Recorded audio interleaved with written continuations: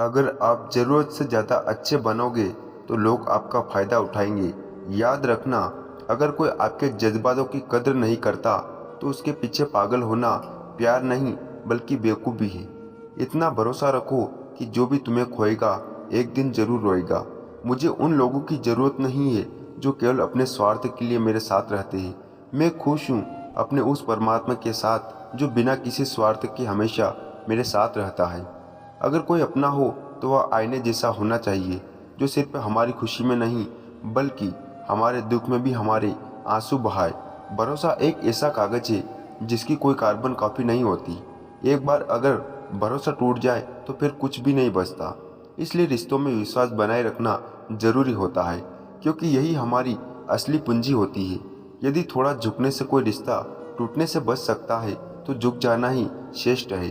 अकड़ तो हर किसी में होती है, परंतु झुकता वही है जिसे रिश्तों की सच्ची परवाह होती है, क्योंकि स्नेह और विनम्रता वही धागे हैं जो संबंधों को मजबूती से बांध रखते हैं। जीवन में अनेक कसूर किए होंगे, परंतु तूने यह भी अनुभव किया होगा कि सजा वही मिली जहां तू बेकसूर था। यह संसार तर्क से नहीं बल्कि दृष्टिकोण से चलता है। लोग अपनी गलतियां कभी नहीं देखते, क्योंकि अपनी भूलों को स्वीकार करना सबसे कठिन कार्य होता है।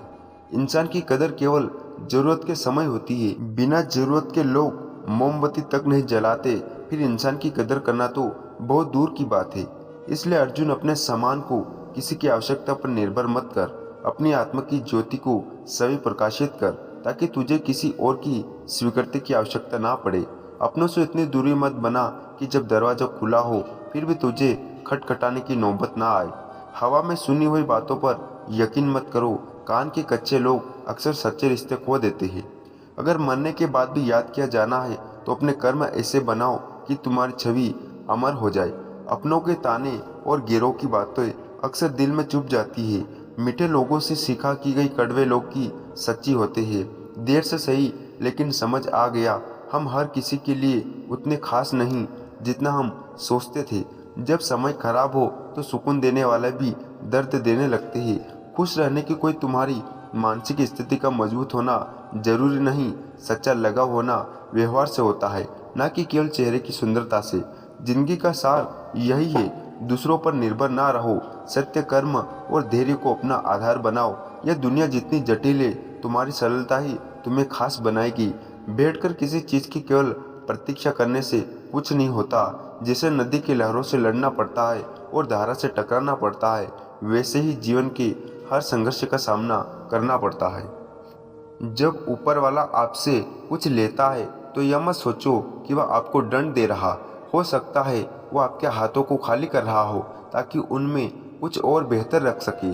कर्म वही सही नहीं होता जिसका परिणाम हमेशा सुखद हो, बल्कि सही कर्म वह है जिसका उद्देश्य कभी भी अनुचित ना हो। जीवन में कोई भी इंसान एक जैसा नहीं रहता। समय, परिस्थितियाँ और लोग सब उसे बदलते ही। सिर्फ ईश्वर पर भरोसा रखो, क्योंकि वह तुम्हें कभी निराश नहीं करेगा।